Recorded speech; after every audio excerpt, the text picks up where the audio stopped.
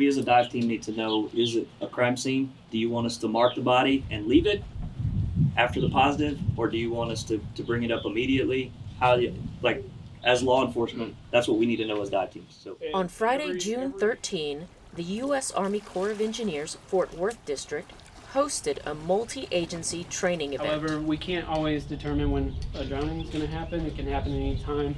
Texas Parks and Wildlife joined forces with Georgetown Fire Department dive team to lead a search and rescue training exercise at Lake Georgetown.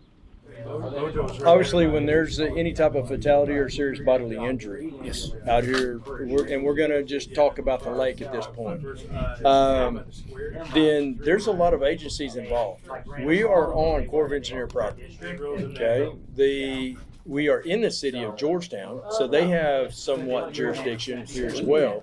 And since that is state waters, and we are tasked by the legislature to be the main agency responsible for water safety, the water safety aspect comes from us.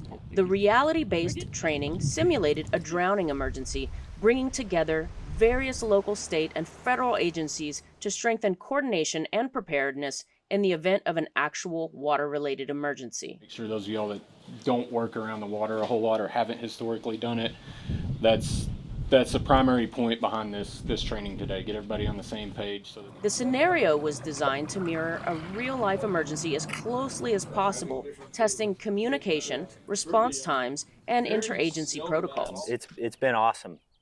So everybody's come together, and I feel like it's turning out to be a really, really good training experience for everybody. I think coming together and doing it in a way where other agencies can not just provide input from unique perspectives, but everyone has their own standards and policies and such, but having everyone come together and not just share notes in a sense, but also put names to faces and find out which agency has what capabilities and what resources do they have. So I think it's great.